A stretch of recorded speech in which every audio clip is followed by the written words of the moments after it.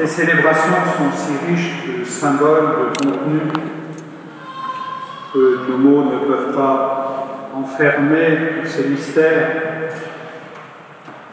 Mais il faut tout de même essayer de partager quelques convictions, quelques interrogations que nous portons ensemble. La mort n'aura pas le dernier mot. C'est cela finalement, le mystère, le cri du matin de Pâques, le tombeau est vide. Tout ne s'est pas arrêté à la passion et à la mort du Christ, mais cette mort s'ouvre sur la résurrection, sur une nouvelle dimension de la vie. Dans un monde dans lequel nous nous agitons de mille manières, nous courons en tous sens, de manière très irrationnelle, on peut se poser légitimement cette question: à quoi bon vivre, à quoi bon courir, à quoi bon produire, à quoi bon consommer, si un jour il faut mourir? Alors bien sûr, cette réalité qui est celle de nos vies, qui est parfois trop vide de sens, ne peut pas être complètement satisfaisante. Et nous avons peut-être là une des clés de réponse de ce phénomène que depuis quelques jours les journalistes analysent. Pourquoi dans un pays comme le nôtre, en France, tellement marqué par la laïcité, il y a autour de ces fêtes de Pâques environ 12 000 baptêmes? Pourquoi? Il y a toutes sortes de réponses à cette question. Il faut analyser cela de manière précise. Et les réponses sont multiples. Mais on peut se dire aussi et c'est cela qui explique aussi ce que nous disent les prêtres dans les paroisses, ils nous disent ces dernières années, nous avons le sentiment que le jour de Pâques, il y a bien plus de monde à la messe qu'il y a quelques années. Alors pourquoi ce phénomène, à quoi cela tient-il? Alors peut-être à un certain nombre de peurs liées à la situation de notre monde, au retour de la guerre en Europe, ces faits dramatiques qui marquent Israël et la bande de Gaza. Il peut y avoir de ça. Pourquoi y a-t-il aujourd'hui plus de baptisés adultes qu'hier? Parce que hier, à cause de cette prégnance très forte sociologiquement du christianisme, presque tout le monde était baptisé. Donc aujourd'hui, évidemment, il y a dans notre société moins de baptisés, donc plus de gens susceptibles de demander le baptême. Mais toutes ces explications-là, sociologiques, psychosociologiques, ne suffisent pas à rendre compte de ce phénomène. Il nous faut peut-être tirer le constat que nous sommes dans une société qui est en quelque sorte à bout de souffle. Parce que dans cette idéologie de la croissance, on nous dit que nous sommes obligés de croître, d'accélérer, de nous propulser en permanence. Nous sommes dans une société qui est prise de frénésie, la frénésie de produire, de consommer toujours plus. Et cette société, dans ce mouvement frénétique, a fini par perdre le sens du mouvement. Elle est un peu, vous savez, comme un hamster dans sa cage, qui court de plus en plus vite dans cette roue sans fin, mais qui ne va nulle part. Il y a un sociologue allemand, Hartmut Rosa, qui parle d'immobilité fulgurante. Nous allons toujours de plus en plus vite, nous sommes toujours dans cette frénésie, mais nous ne savons pas où nous allons. Et cela, évidemment, ne peut pas être complètement satisfaisant. Nous cherchons, et nous en avons besoin, des formes alternatives de vie, de relations au monde, des formes alternatives pour être à ce monde. Et dans ce contexte-là, dans cette recherche-là, il y a quelque chose d'une recherche intellectuelle et spirituelle. Alors les traditions religieuses, les rites, comme ceux que nous proposons dans nos églises chrétiennes, sont des commencements de réponse. Je dis bien des commencements de réponse parce que nous pourrions croire que répondre à cette quête de sens pour sortir de cette frénésie absurde, pourrions croire que cela puisse être une démarche simplement philosophique, de l'ordre des idées. Quel sens à ma vie? Alors je vais bâtir tout un dispositif, mais il ne s'agit pas simplement de glisser dans le monde des idées, de s'arrêter, de réfléchir et de penser un peu, de profiter peut-être de quelques ascensions en montagne pour avoir à nouveau des rythmes lents, des espaces de réflexion. Il s'agit de cela, mais pas seulement. Et les baptisés de la nuit de Pâques en témoignent souvent. Ils disent être catholique,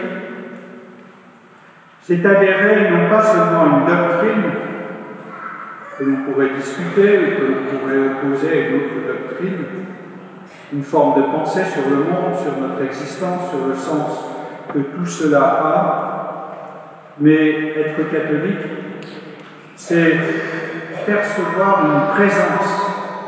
Ceux et celles qui ont choisi d'être baptisés, pour certains dans cette grande cuve baptismale qui est là au fond de l'église, dans la nuit de Pâques, eh bien, ils ont souvent rencontré, alors pas forcément au sens où on se rencontre et on se voit, mais ils ont vécu une expérience spirituelle intérieure de rencontre avec Dieu en Jésus-Christ. Ils ont vécu non pas seulement une réalité intellectuelle, mais une réalité émotionnelle. Quelque chose s'est passé, une rencontre s'est vécue, une présence est devenue manifeste. Eh bien, c'est cela le mystère chrétien. Bien sûr, il y a un certain nombre de dogmes, d'idées auxquels nous adhérons, que nous professerons tout à l'heure encore dans la profession de foi baptismale, mais il s'agit surtout d'avoir rencontré quelqu'un. Alors on ne comprend pas tout ce qu'il nous dit, mais à l'image de ses disciples, qui après le discours un peu difficile à percevoir, le discours sur le pain de vie dans l'évangile de Saint Jean au chapitre 6e, certains, comme ces paroles étaient trop difficiles, le Christ expliquait qu'il se donnait totalement à nous dans le pain eucharistique. Certains commencèrent à s'éloigner, nous dit l'Évangile. Alors le Christ adresse cette question à ceux qui sont encore là, leur dit « Voulez-vous vous en aller, vous aussi ?» Et ils disent « À qui irions-nous? Tu as les paroles de la vie éternelle. » Ces baptisés de la nuit de Pâques cherchent un sens à leur existence, cherchent à sortir de cette frénésie impitoyable, de cette course sans fin et sans but. Ils perçoivent que le Christ et son évangile, que le Christ ressuscité peut donner du sens à leur vie, mais c'est encore, comme pour nous tous, c'est encore un peu confus. Alors nous sommes modestement, simplement capables de dire au Seigneur encore aujourd'hui, chacun et chacune d'entre nous, Seigneur, nous n'avons pas tout compris, loin de là, on n'aura sans doute jamais fini de comprendre jusqu'à la fin de notre existence, mais à qui on a regardé autour de nous tout ce qui nous était proposé, mais on a le sentiment que c'est toi qui as les paroles de la vie éternelle. C'est toi qui as les paroles de la vie éternelle. Pour le dire autrement, il y a sans doute un appel ressuscité à une vie nouvelle, un autre regard sur l'existence, sur notre monde, sur nous-mêmes, sur nos engagements professionnels, associatifs, religieux, politiques. Nous comprenons que ressusciter, cela peut vouloir dire passer de la prédation au don. Passer de la prédation au don.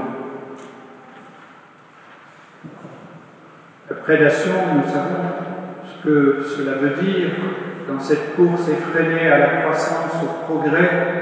nous voyons bien que, y compris par rapport à notre Terre, à notre planète, nous sommes des prédateurs.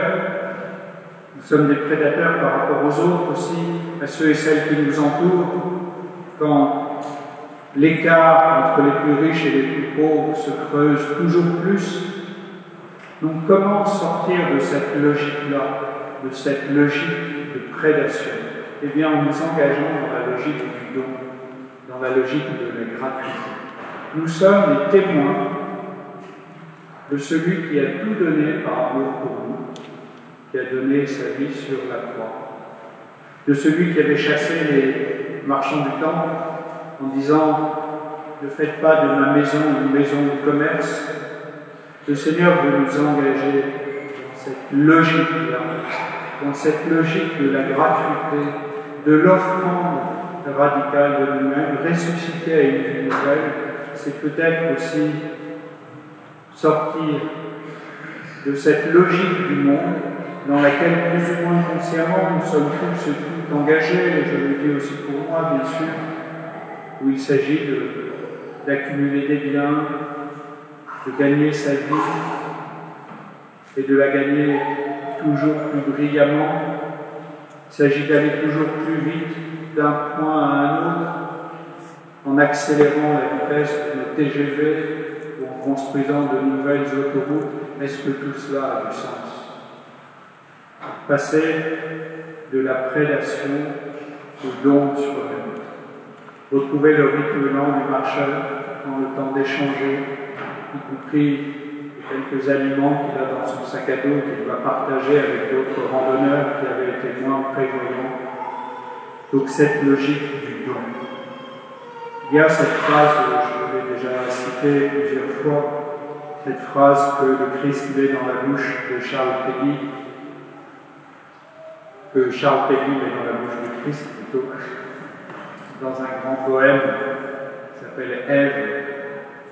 Donc le Christ s'adresse à sa mère et lui dit « Tout s'achète et se livre et s'emporte, rien ne se donne plus, et moi j'ai tout donné. » Chrétiens que nous sommes, baptisés, ressuscités avec le Christ, dans cette société, nous sommes appelés à être des témoins du don, des témoins de la gratuité. Et c'est cela qui fera que la mort n'aura pas le dernier mot, mais que ce sera la vie, la résurrection, celle du Christ et la nôtre, et celle de notre société peut-être qui ressuscitera, qui retrouvera des chemins plutôt que d'opposition qui deviennent des chemins fous, des chemins de croissance qui nous poussent toujours à nous opposer dans des logiques de concurrence à un autre pays ou à une autre réalité qui serait en croissance et qui nous conduit finalement à la guerre. Si nous voulons ressusciter à une vie nouvelle, individuellement et collectivement, nous devons, avec le Christ, nous engager dans cette logique du don. Et pour finir, cela rejoint cette réflexion, je vous livrerai quelques mots de François Tcheng de l'Académie française, qui, dans une interview, à la réponse « Quel regard portez-vous sur la mort ?», disait ceci. Évidemment, c'est vrai pour le Christ, mais c'est vrai pour chacun et chacune d'entre nous. C'est la mort qui transforme la vie en don. À supposer qu'il n'y ait pas de mort, et qu'on soit là, tous, indéfiniment, il n'y aurait plus chez nous ni d'élan, ni de désir de faire quoi que ce soit. Que je le fasse ou non, aujourd'hui ou demain, c'est pareil. Si nous sommes habités par cet élan qui nous pousse à nous donner, c'est parce qu'à un certain moment, il y aura pour chacun et chacune d'entre nous ce passage, cette Pâque, ce passage par la mort avec le Christ pour ressusciter à une vie nouvelle. Les mystères de mort et de résurrection ne peuvent pas être séparés.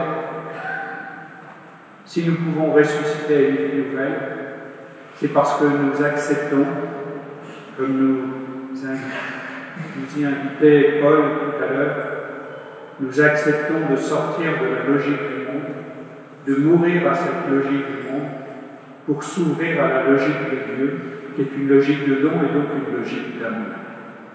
La victoire du matin de Pâques, c'est une victoire de l'amour sur la haine, c'est une victoire de la lumière sur les ténèbres, c'est une victoire du don sur la prédation, et c'est cette victoire-là qui nous remet debout. Alors pardon pour ces mots un peu compliqués du matin de Pâques, mais je crois vraiment que nous sommes appelés, et nous le percevons intérieurement, nous sommes appelés à nous remettre debout, et peut-être à remettre une société tout entière et un monde debout à l'appel du Christ, en nous engageant généreusement dans cette logique de gratuité, de don et d'amour. Nous sommes des témoins du Christ ressuscité, vainqueur de la mort. Amen.